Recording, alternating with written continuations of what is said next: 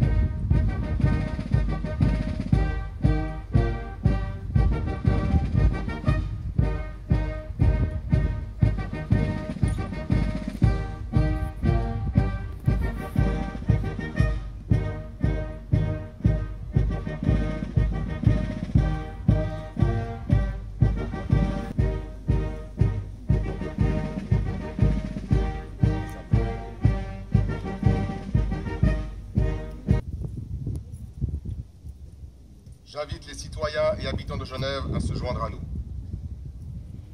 Je déclare ouverte la 97e cérémonie à la mémoire des soldats de Genève morts au service de la patrie. Je salue respectueusement les familles des soldats disparus présentes aujourd'hui, mais aussi toutes celles empêchées de venir par l'âge ou par la maladie et qui sont en pensée parmi nous. Que cette cérémonie leur apporte un peu de courage et de lumière. Je salue nos autorités civiles et militaires, ecclésiastiques et universitaires, les membres des corps diplomatiques et consulaires, ainsi que les délégations civiles et militaires suisses et étrangères, toujours nombreuses, qui nous font l'honneur de participer au pèlerinage annuel de Montrepos. J'invite maintenant deux membres de la section genevoise de l'Association suisse des sous-officiers, le sergent Porto et le caporal Jacquet, à procéder au dépôt de la couronne.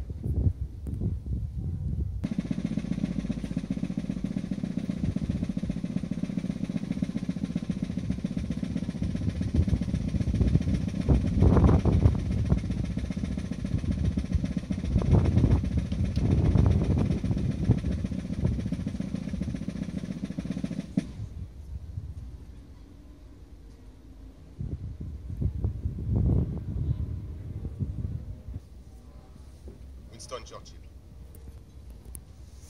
Nous faisons acte de mémoire aujourd'hui pour la 97e fois au pied de ce monument. Mémoire des soldats de Genève et confédérés morts au service de la patrie. Mémoire aussi de tous les camarades de nations amies et ennemies d'alors tombés au champ d'honneur. Ces nations sont présentes ici aujourd'hui. Je les remercie chaleureusement de partager cette commémoration à nos côtés. Nous honorons également tous ceux qui ont souffert dans leur chair et tous ceux qui sont revenus, peut-être indemnes physiquement, mais à jamais marqués dans leur âme. Même si les temps présents nous inquiètent, nous vivons dans une paix et un confort qui ne nous permettent pas vraiment de comprendre les conditions effroyables de la guerre.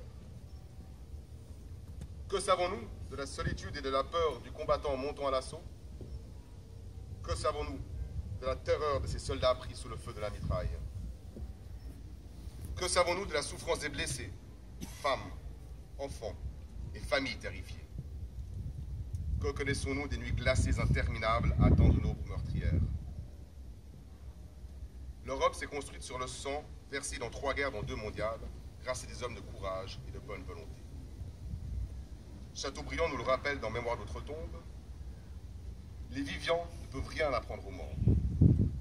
Les morts, au contraire, instruisent les vivants. Un avantage sur les autres, il nous appartient. Prenons alors, ne serait-ce que quelques secondes pour nous recueillir.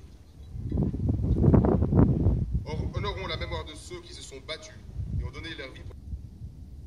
Quand on voit chaque jour une simple photo, barrée de crêpe noire près d'un petit drapeau, rappelez qu'un enfant, un frère ou un ami est tombé dans l'honneur bien loin de sa patrie.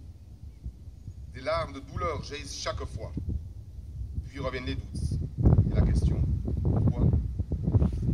C'est le temps du chagrin, le temps des souvenirs, où on entendra sa voix, on reverra son sourire. C'est un temps de regret, mais aussi de fierté, au nom de son courage et de sa loyauté. Il savait en partant quel serait son devoir. Il avait fait le serment de ne jamais décevoir. Parce qu'il avait foi en la paix, en la justice, parce qu'il était prêt au dernier sacrifice. Et demain, sur sa tombe, on déposera des fleurs. Nous sentirons-nous.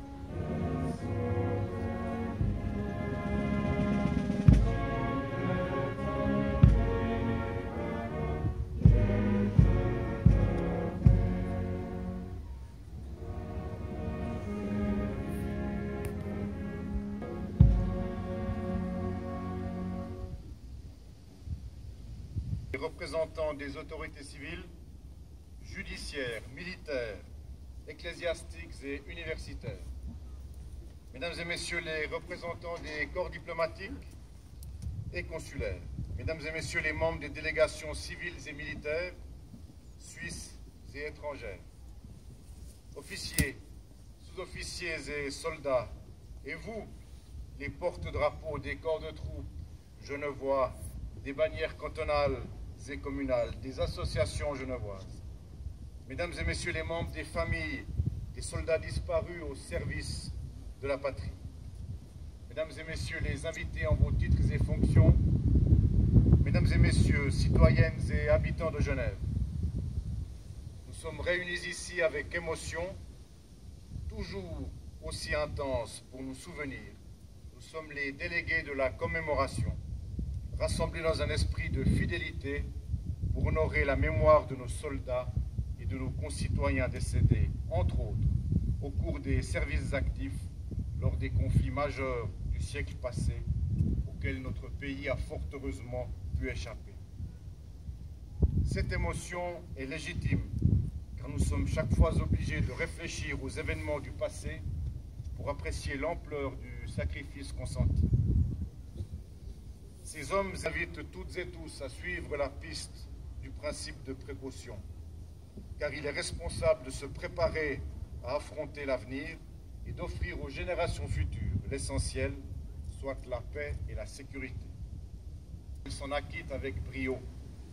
Dans une situation extraordinaire, il est possible, approprié et nécessaire qu'elles reçoivent un appui subsidiaire de l'armée. Votre Conseil d'État est conscient des enjeux, à preuve la stratégie sécuritaire 2030 de la République et canton de Genève. Possible quant au financement crédible en vue de la protection de notre espace aérien et du rééquipement complet de nos forces armées d'ici au début des années 30. À l'avenir, une partie importante de notre armée, fait unique en Europe, pourra à nouveau être mobilisée au quart de tour. Les citoyens attendent une aide rapide en cas de besoin, et ils ont raison. En recevant une instruction de base complète et en acquérant plus d'expérience de conduite, nos cadres de milice de demain seront en mesure de mieux faire face encore à leurs responsabilités. Ils constitueront de ce fait une réelle plus-value non seulement pour l'armée, mais aussi pour leurs employeurs. Surtout, toutes les formations d'engagement seront à nouveau complètement équipées. Ce rééquipement est urgent, car il n'est éthiquement pas question, à mon sens, d'envoyer nos citoyens soldats à l'engagement sans matériel adéquat. L'avenir n'est pas écrit d'avance, c'est à nous de l'écrire. La difficulté du courage moral, c'est qu'on est fondamentalement seul et que le regard des autres, loin d'encourager et de fortifier, comme pour le courage physique, condamne et marginalise. Ce sera la meilleure façon de rendre hommage à ceux qui l'ont fait avant nous. Puisse ce pays, le nôtre, connaître les joies et non les peines. Les joies de la construction, parce que ce temps est construction, parce que tout temps se doit d'être construction. In memoriam, merci de vous souvenir. In memoriam, merci d'être présent.